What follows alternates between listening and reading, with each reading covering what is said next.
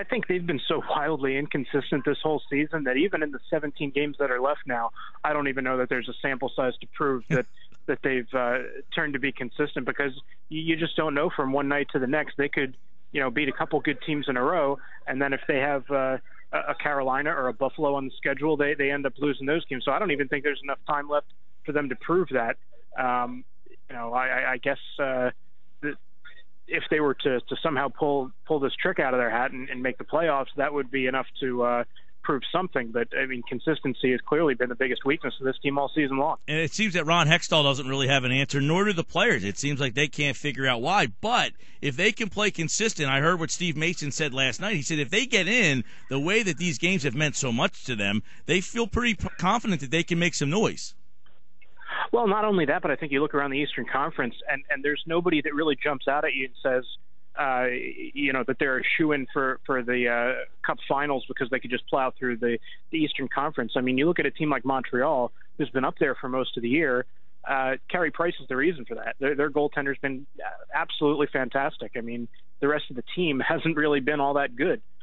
So, you catch anybody at the right time. That's always the story in the NHL, but none of these teams look so strong that they're just unbeatable. So yeah, if they get in, they could make noise. I mean, in this conference, it looks like anybody could. Dave Isaac's with us on the at the airport on his way to Boston on a delayed flight, so kind enough to jump on at the airport here. So if you hear some noise in the background, Dave's on his way to Boston. Dave, how important is this game for the Flyers? If they lose, is there enough time for them to get back into the race? I mean, is this game imperative for them? Yeah, I mean, Craig Berube said that it wasn't last night, but I really think it is. If they lose this game, that puts them 6 back, and Boston also has 2 games in hand. So that's potentially 4 more points on top of that. That would be a killer.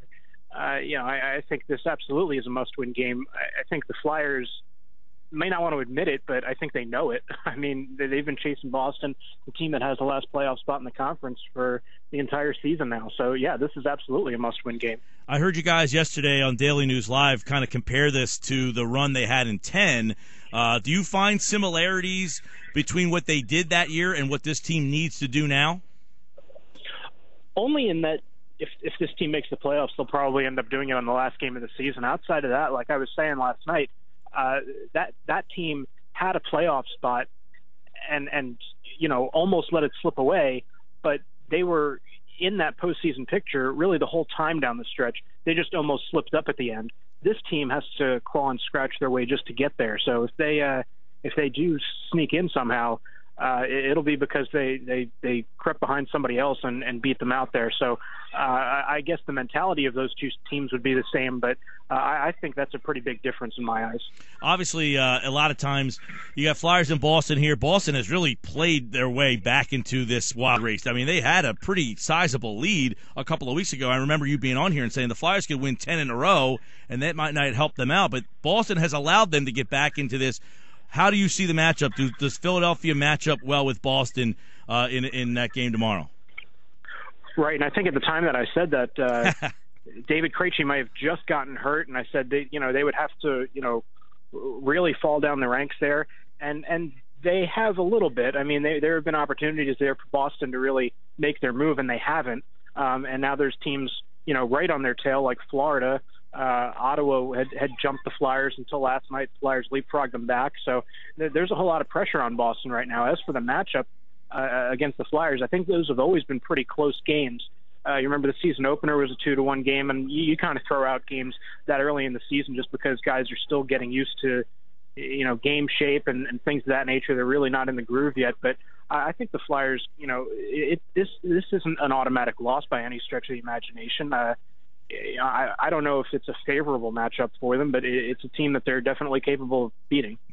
Dave Isaac with us on his way to Boston to cover the Flyers and the Bruins. Dave, it looked like last night in the third period the Flyers did a little house cleaning on those lines. I thought I saw Jake and Claude back together on that top line there. Do you anticipate that being the way they'll stay with Simmons and Couturier staying together? No, I think they'll go back to separating Giroux and Voracek to start next game. Berube did that in the third period because the team was down at the time, and he was looking for something there. It's kind of, I heard the reference yesterday. It's a little bit like Pittsburgh, that when they need to, they can put Malkin and Crosby together. Mm-hmm. That's I guess what, to a lesser extent, I think what the Flyers are kind of have here with Drew and Voracek.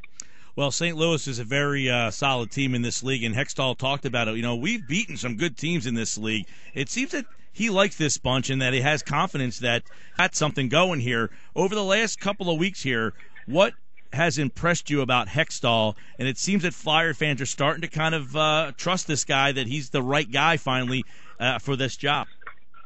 Well, I think there's a large contingent of fans that really thought that the way for this team to be successful wasn't going to happen overnight, and he would have to do things like he did at the trade deadline and start acquiring some early round picks.